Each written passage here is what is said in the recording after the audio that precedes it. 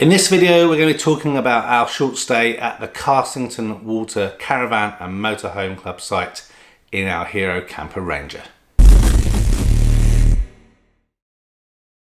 So we're back from another camping trip in our Hero Camper Ranger. This time we went up to the Peak District area to stay in the Carsington Water site.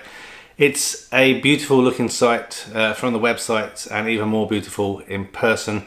So it's basically a pine forest. You're surrounded by pine trees and there's the Carsington Water Lake not that far away. From some of the pictures you can see over to that lake area, but again just a few minutes walk to the edge of the lake, and then there's a massive walk that you can do to go all the way around the lake.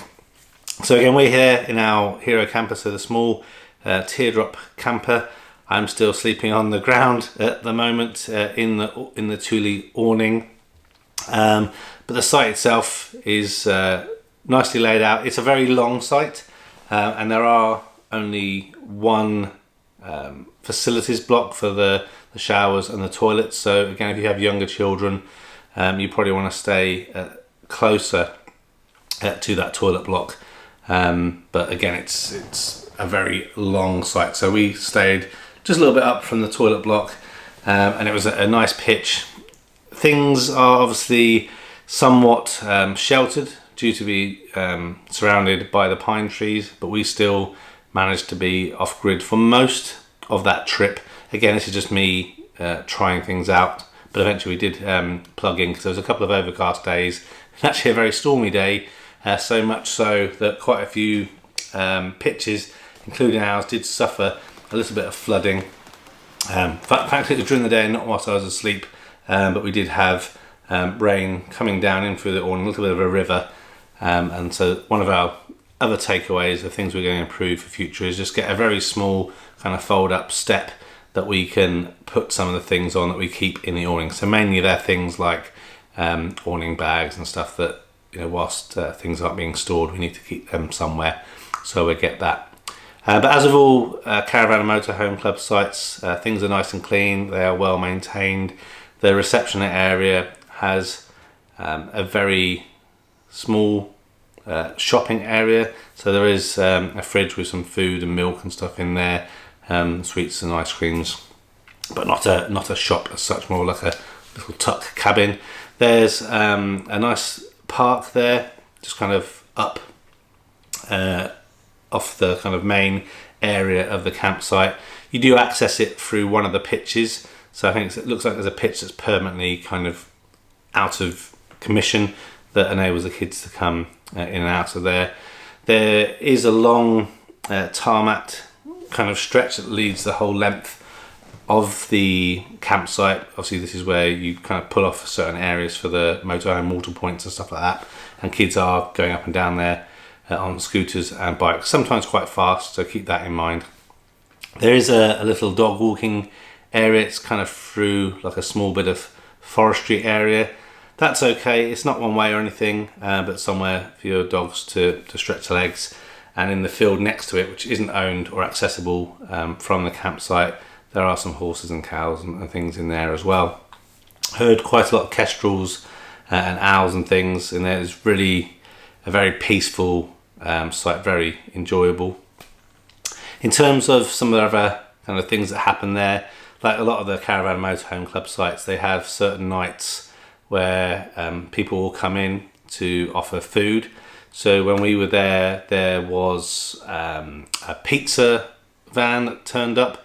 That was okay. I felt like they were a little bit rushed, and my pizza was slightly undercooked, but my wife and kids said that they enjoyed their pizza. You can ring up and order that ahead of time, which I recommend that you do, because people seem to like it when the food vans come, and you can have to wait a while. Another night there was a fish and chip van, and I was in the queue for, I think, just under an hour until I got to be able to order my food. About another 20 minutes waiting for fish and chips and sausage and chips. They were good. The fish was a little bit under battered, I think, but it was a long wait. I was speaking to some other people in the morning, they waited over 2 hours.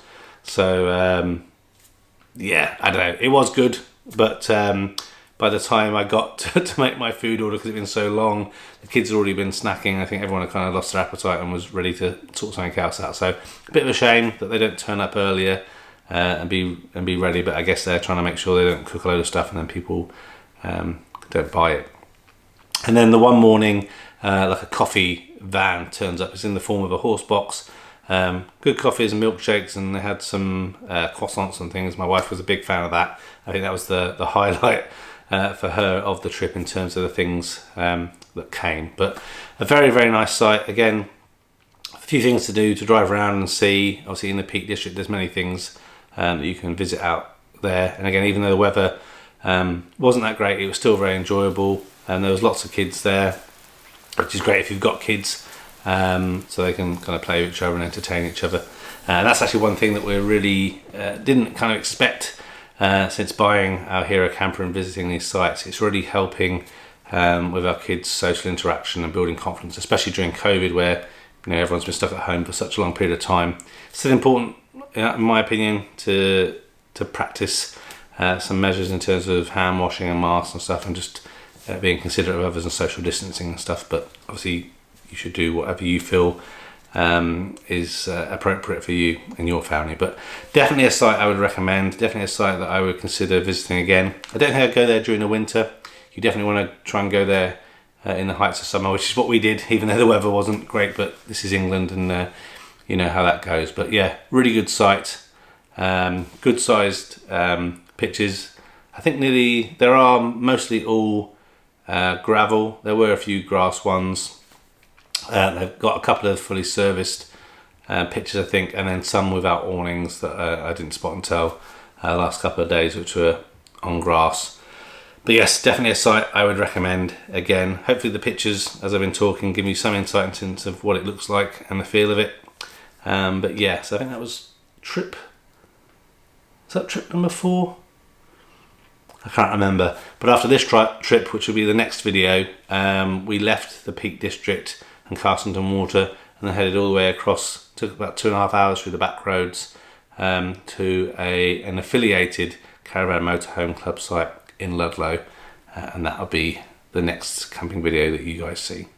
So this video has been interesting, gave you a little bit of insight into another campsite and our experiences in the Hero Camper Ranger. Still really happy that we bought this, still waiting for the roof tent, but yeah, I'm loving it. Especially outside cooking in that kitchen in that pine forest was fantastic. And again, lots of people are always interested in the Hero camper and how things work and how things are set up. But thanks for watching. Please consider liking the video. It really helped me and the channel get noticed and let other people know about the Hero campers and some of these different sites that we're visiting.